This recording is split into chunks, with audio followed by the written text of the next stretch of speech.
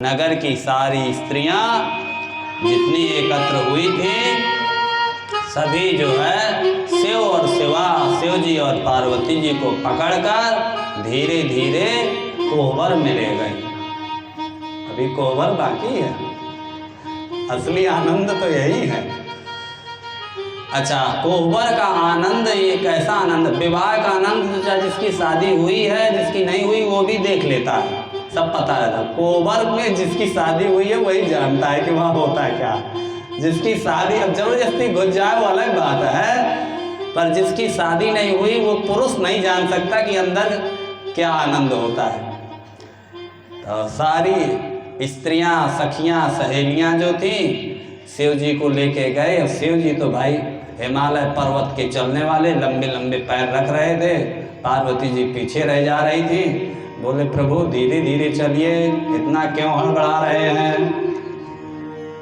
सबने रोका। गेट पे पहुंचते हुए दरवाजा बंद कर लिया गया, ऐसे अंदर नहीं जाने देंगे, ये क्या हो रहा है।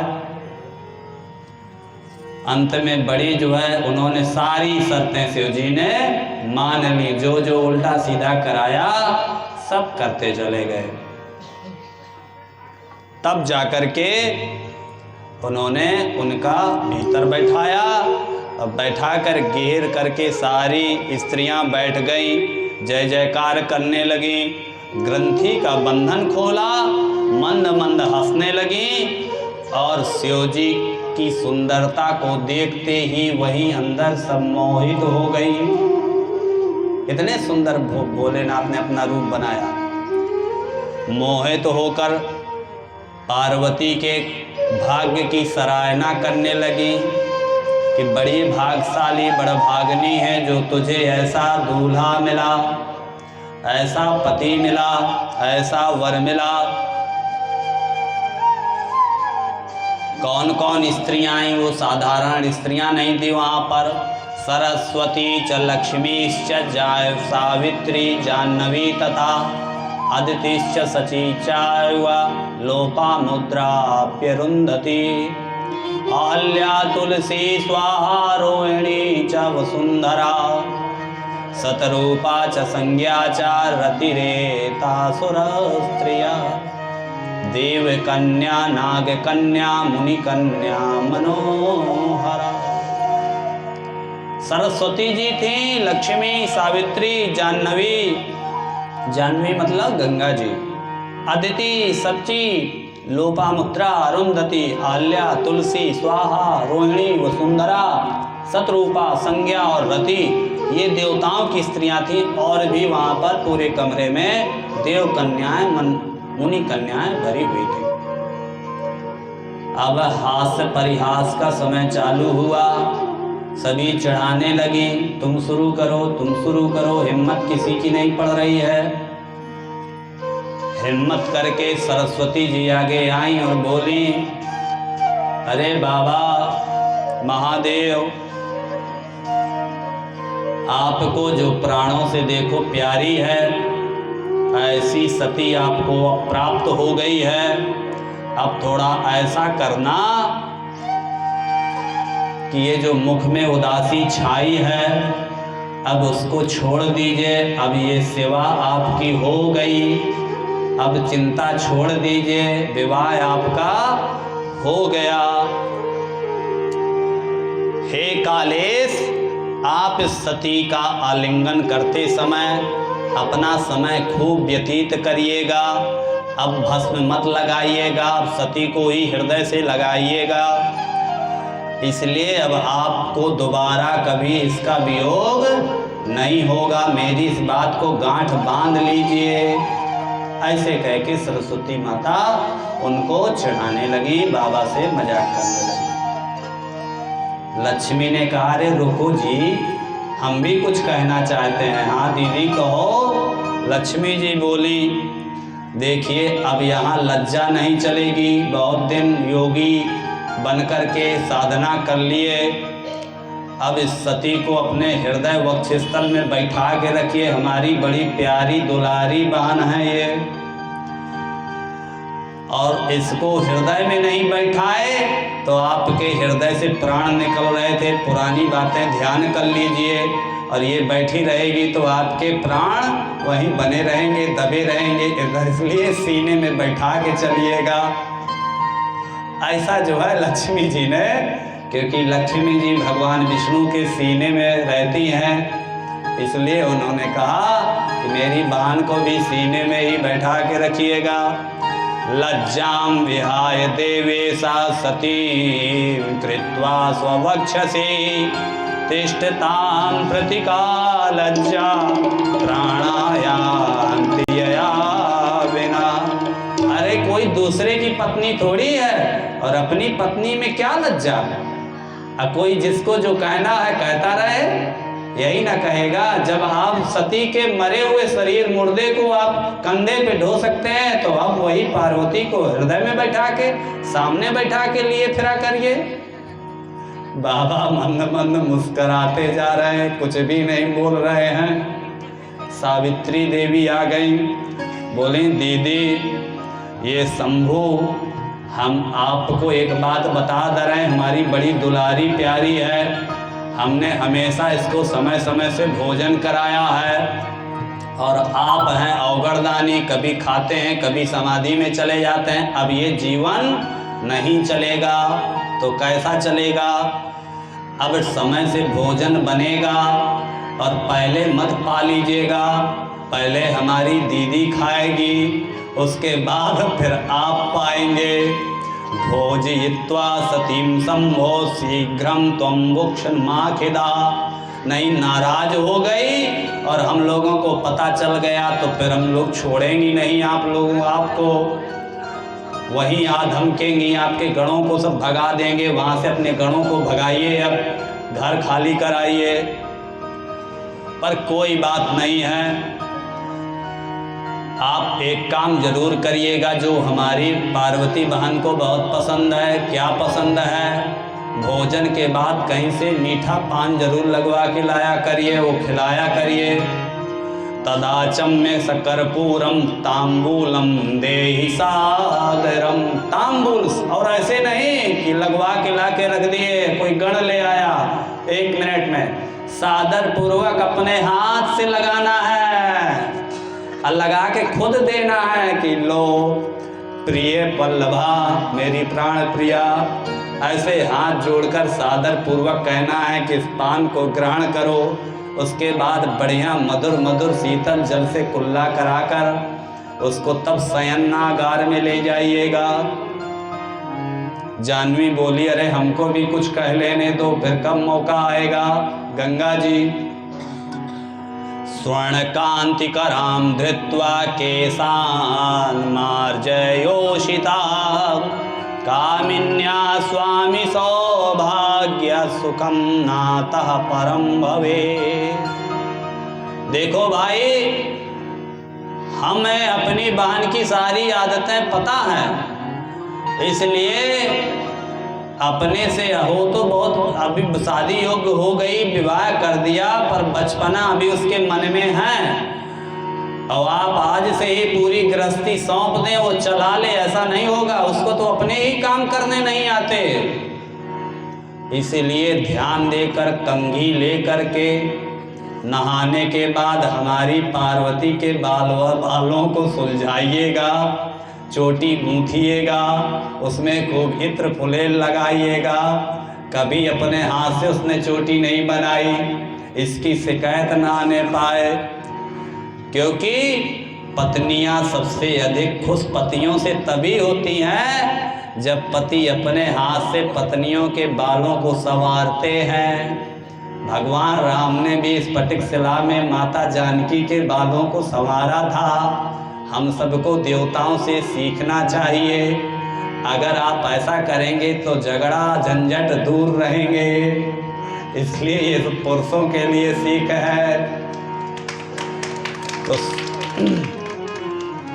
स्वर्ण कांति कराम धृत्वा केशान मार्जयोषिता कामिन्या स्वामी सौभाग्या सुखम नातः परम भवेत्। अदिति मैया आ गई। अदिति मैया ने कहा, आप दोनों का प्रेम परस्पर बना रहे, ऐसा प्रेम रहे कि दुर्लभ प्रेम हो जाए, मतलब कोई ऐसा किसी का प्रेम ना रहे। पर आप भोजन के बाद हे शिव, आप भोजन के पश्चात मुख शुद्ध करने के लिए शंभू को भी पानी दे दिया करिए। ये बात जो है अदिति मैया ने पार्वती जी को कहा कि जब वो भोजन कर लिया करें तो आप जल उन्हें दे दिया करिए।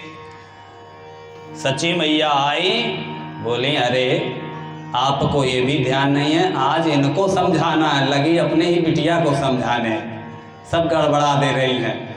सच्ची मैया आगे आ गई, बोली, ध्यान कर लीजिए अपनी पुरानी बातें। कृत्वा विलापम यद्धेतो शिवाम कृत्वा च वक्षसि यो बभ्रामनिशं मोहात् कालज्जाते प्रियां प्रति।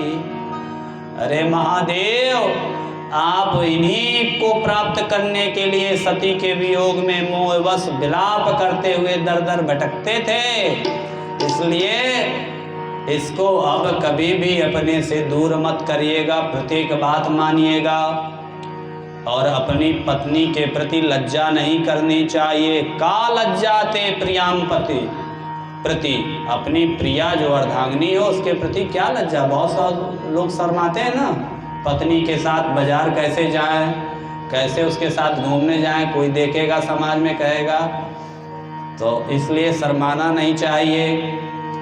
क्या लज्जा है।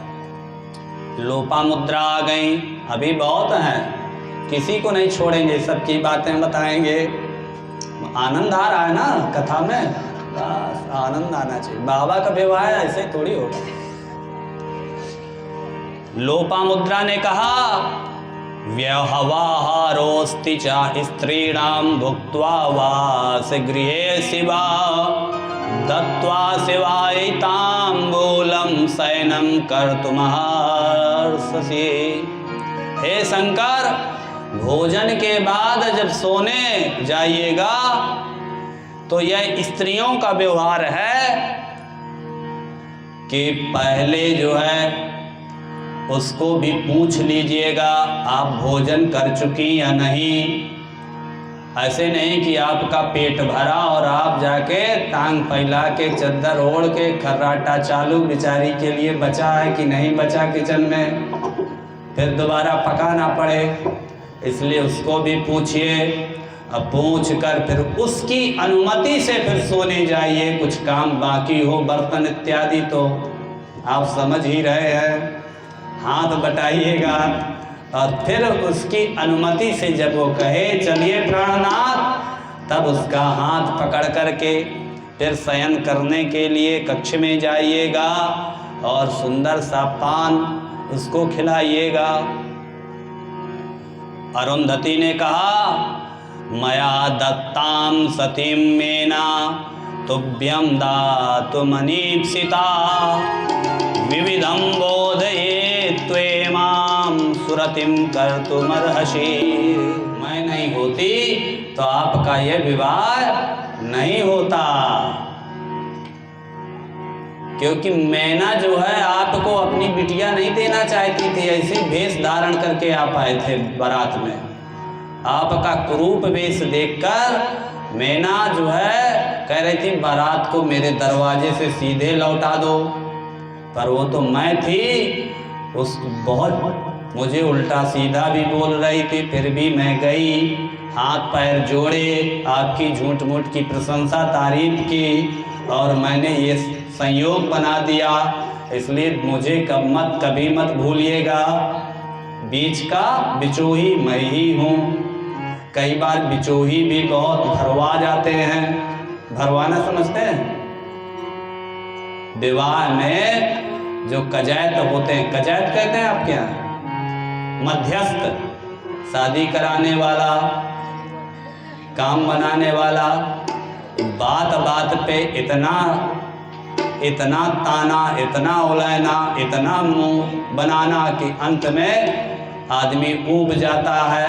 यहाँ तक स्थिति हो जाती कि भैया अब एक बार आपके कहने से हम आ गए या इस कार्य में संलग्न हो गए, अब दोबारा आपके कहने से तो नहीं ऐसा कोई कार्य करेंगे। इसलिए कोई अच्छा कार्य करिए तो प्रभु को समर्पित भाव से करिए। जो हमने किया है वह भगवान की प्रेरणा से ही किया है, उन्हीं ने हमको माध्यम बनाया, उन्हीं ने हमसे कराया। अब उसका हमको जो देगा ऊपर वाला फल देगा संसार में बताने से, और वो फल भी कम होगा और पीठ पीछे लोग कहेंगे कि अरे ये कहता फिरता है। इसलिए अरुंधति ने कहा कि लोग चाहे जो कहें, आप मुझे मत भूलिएगा, मैंने मीना को बहुत समझाया था और मेरी पार्वती को खूब प्रेम कीजिएगा। मया दत्तां सतीं मीना तुभ्यं दातुमनीप्सिता विविधं बोधये त्वेमां सुरतिं कर्तुमर्हसि।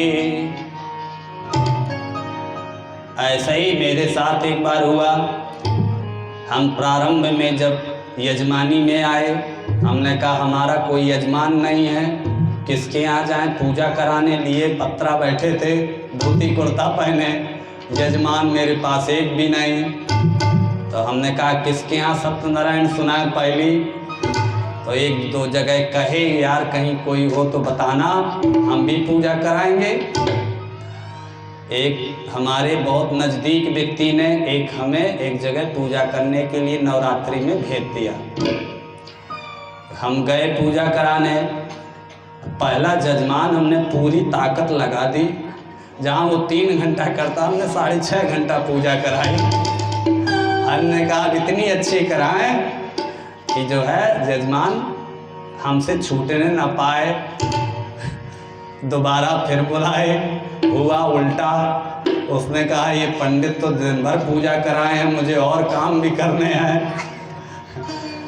पर जो जजमानिन थी वो बड़ी प्रसन्न हुई, बोली ऐसी पूजा तो आज तक कोई नहीं कराया, आप चले जाया करिए पर पंडित जी को उन्हीं को बुलाया करिए, बहुत अच्छे से कराते हैं। हमको भी अच्छा लगा। दोबारा से उन्होंने कहा अब आप हमारे यहाँ प्रत्येक नवरात्रि में पाठ करने पूजा करने आइएगा। हम जाने लगे। अब जिस व्यक्ति ने हमको पता बताया था वो हमारे पीछे पड़ गया। जहाँ मिले हमने इनको बहुत जजमानी दिलाई है, दिलाया एक था, हमारे मुंह पे कहता था बहुत जजमानी दिलाई है, हमारी वजह से इनका सब चल रहा है।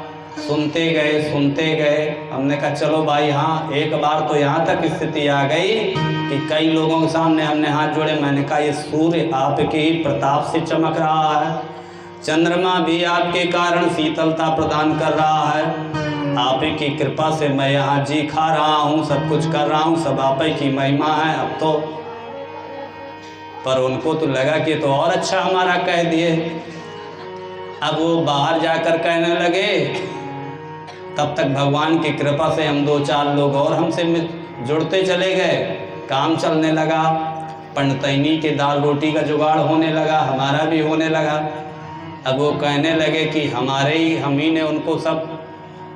अंत में एक दिन हमसे कहे कि वो जो जजमान दिलाया था कितना देता है, आप कभी हमसे आके नहीं बताते हैं, आपको बताना चाहिए, इससे हमें प्रसन्नता होगी। आप बस खाली जाते हैं पूजा करा के चले जाते हैं, क्या कराता है कितना देता है, हमसे नहीं रहा गया। मैंने कहा अब आपने जोड़ा था, आपका काम था मात्र जोड़ना। अब वो क्या करा रहा है, कैसे करा रहा है, कितना दे रहा है, ले रहा है, क्या कर रहा है, वो हमारे उसके बीच की बात है।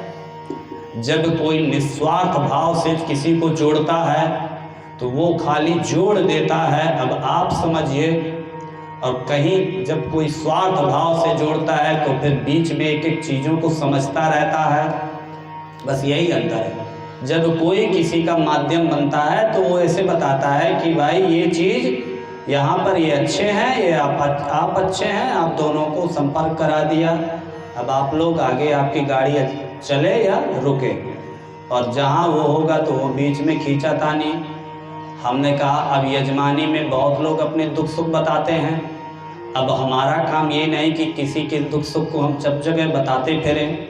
वो कौन सी पूजा कराते हैं, किस फल के निमित्त कराते हैं, हम क्यों सब जगह बताएं। ब्राह्मण का काम सब जगह जाना है, सब कोई अपनी समस्या कहता है, और कितना देता लेता है ये भी आपको नहीं पूछना चाहिए। बार बार बहुत बार आपने पूछा, पर वो तो यहाँ तक आ गए कि अब आपको आकर के हमसे हर चीज़ की मतलब ब्यौरा देना चाहिए, बताना चाहिए।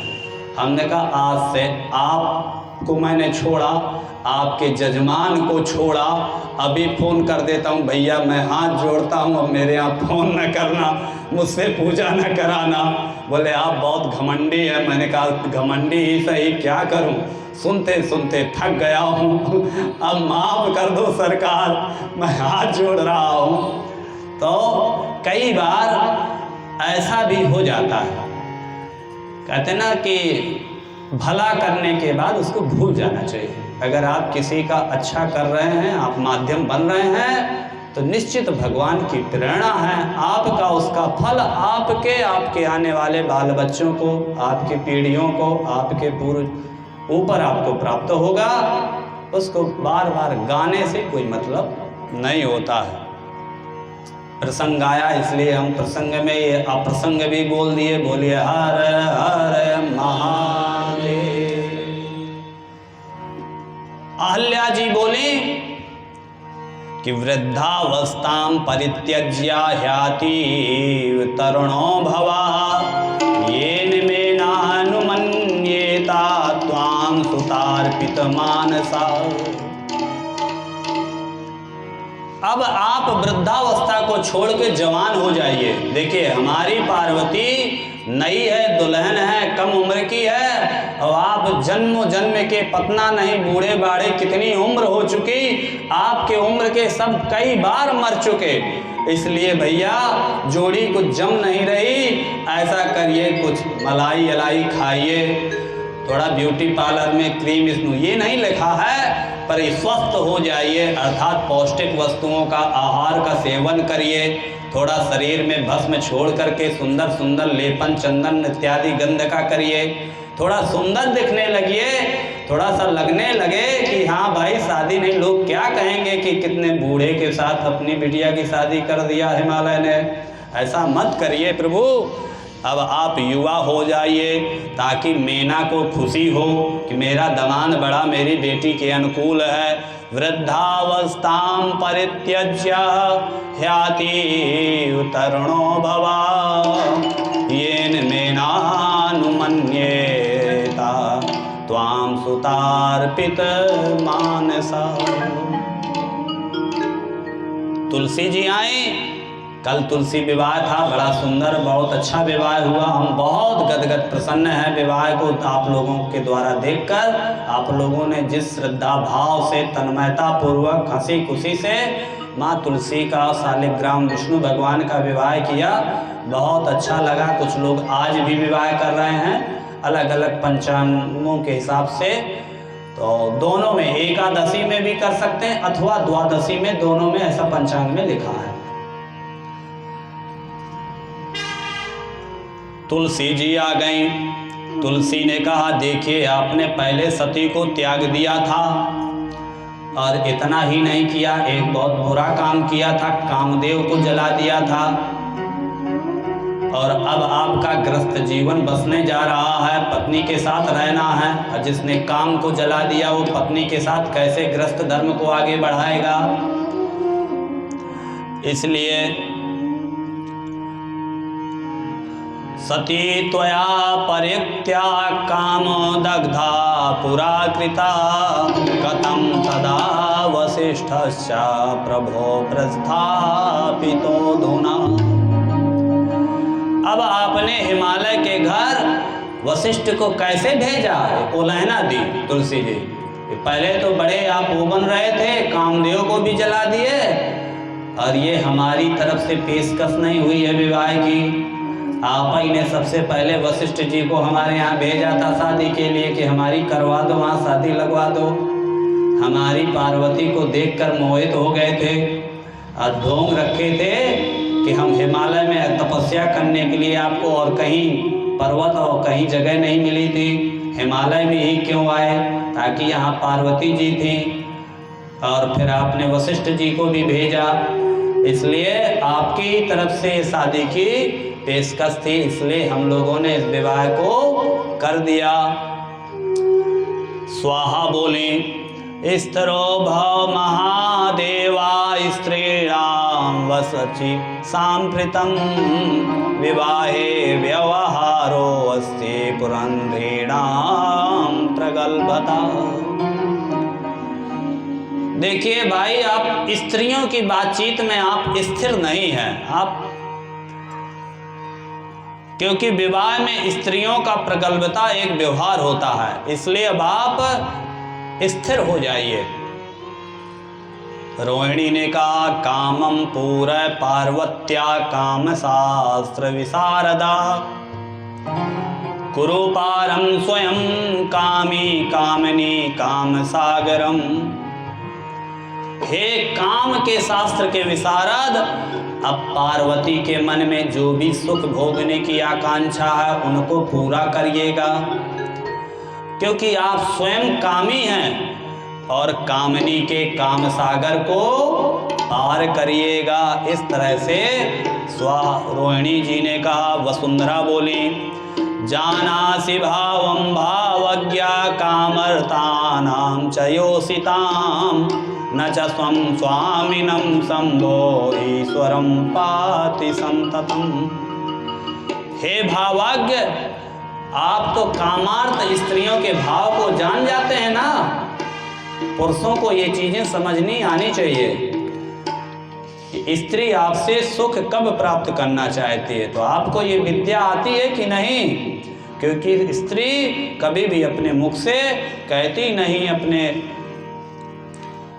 हाव भाव से संकेत मात्र करती है, इसलिए आप उन संकेतों को जान जाया करिए और हमारी स्वामिनी पार्वती की सेवा किया करिए, क्योंकि पति के अतिरिक्त कौन है जो पत्नी की इच्छाओं को पूरा करे।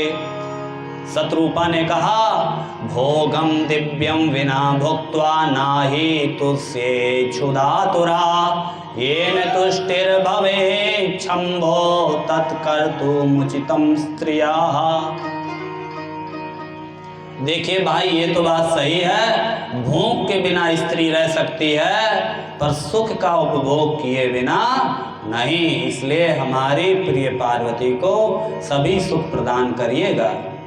संज्ञा ने कहा, तूर्णम प्रस्थापय प्रीत्या पार्वत्या सह शंकरम रत्न प्रदीपम तांबूलम तर्पम निर्माय निर्जने। एक काम आप जरूर करिएगा, रात की जो है सैया, जो पलंग है चारपाई, वो आप ही को बिछाना है। ये बात संज्ञा महारानी बोली। पलंग बिछा करके उस पे पान रख करके तब पार्वती को पकड़ करके आप उनको उठा के स्नेह से प्रेम से ले जाइएगा। ब्रह्मा जी ने कहा कि नारद, स्त्रियों की ये सब बातें सुनकर कोई बार में बाबा मन ही मन मुस्कुराने लगे, किसी का जवाब नहीं दिए, पर जब जवाब दिए तो एक ही लाइन में सबको चुप करा दिए। क्या जवाब दिए प्रभु? शंकर जी ने कहा, देव्यो नाभूत वचनमेव भूतम ममांतिकम जगतां मातरम साध्या पुत्रे चपलता कथम।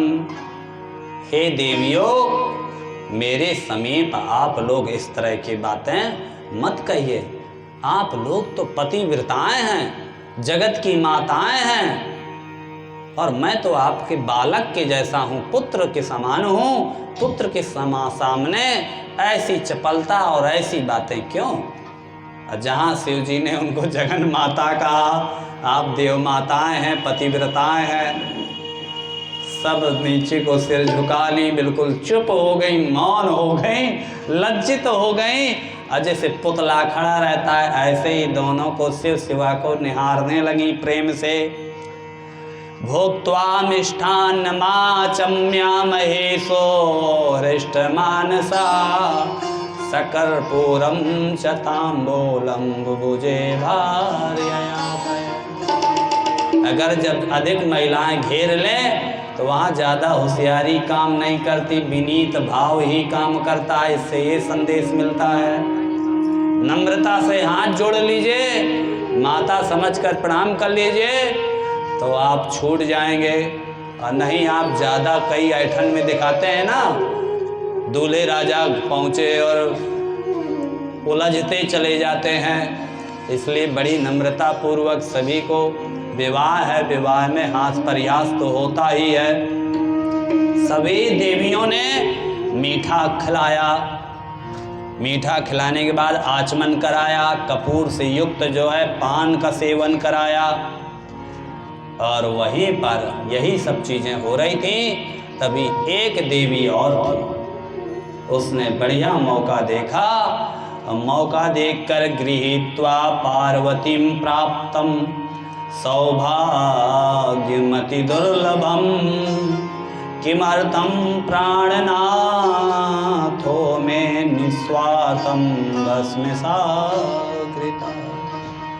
अनुकूल समय जानकर कामदेव की पत्नी जो रति थी, जिनके पति को भोलेनाथ ने भस्म कर दिया था, देवताओं ने उस समय कहा था कि रति तुम इनकी अपने पति की भस्म जो है थोड़े अपने आंचल में बांध लो। तब से वह अपने पति की भस्म को अपने आंचल में बांध के चलती थी, सोचती थी कब ऐसा समय आएगा, कब अनुकूल समय आएगा, मैं महादेव से निवेदन करूंगी। आज उसने देखा आज बाबा नाराज नहीं होंगे, आज बाबा के बड़ी खुशी का दिन है, प्रमुदित होने का दिन है। सभी स्त्रियां अपनी अपनी बातें कह रही हैं। मौका देखकर वो भी हाथ जोड़कर पीछे से आके चरणों में गिर के बोली, गृहीत्वा पार्वतीं प्राप्तम। हे प्रभु, आपको तो पार्वती मिल गई, अब पार्वती को आप प्राप्त हो गए। सौभाग्यमति दुर्लभम, क्योंकि सौभाग्य बहुत दुर्लभ होता है। भगवान करे सबको सौभाग्य प्राप्त हो, पर किमर्थम प्राणनाथो में निस्वार्थम भस्मसा कृता। पर प्रभु मेरा कौन सा दोष है कि आज मैं अपने पति की ये भस्म लेकर घूम रही हूँ? मेरा कौन सा अपराध है? मैंने कौन सी गलती की थी? मेरा तो कोई दोष नहीं है। हे महेश्वर, विवाह उत्सव में सभी लोग सुखी हैं, सभी लोग प्रसन्न हैं, एक मैं ही ऐसी हूँ जो उनकी याद में बिना पति के दुखी हूँ। हे देव, मुझे सनाथ कर दो, सनाथाम कुरु में दमाम देव, प्रसन्नो भव शंकरा, सोक्तम सत्यम विदेहि तुम दीन बंधु पर प्रभु। हे दीन बंधु, हे पर प्रभु, आप अपने वचन को सत्य कर दीजिए। इस त्रिलोकी में आपके बिना मेरा कौन उद्धार करने में, दुख दूर करने में समर्थ है? हे दीनों पर कृपा करने वाले, आप अपने विवाह में एक दुखिया का भी दुख दूर करिए, मुझको भी आनंदित कर दीजिए। मेरे पति जब जीवित हो जाएंगे तो आपकी प्रिय पार्वती आपके साथ खूब विहार करेंगी। आपसे मैं और अधिक क्या कहूँ? इस तरह कह के फूट फूट करके बाबा के चरणों में पैर रख करके भस्म को सामने रख के रोने लगे। बाबा ने रति के रुदन को सुना तो बाकी सारी स्त्रियां भी रोने लगी। एक दूसरे को देख करके दूसरे के दुख में सब रोने लगी। अभी तो हास प्रयास होता रहा था, 1 मिनट में माहौल चेंज हो गया।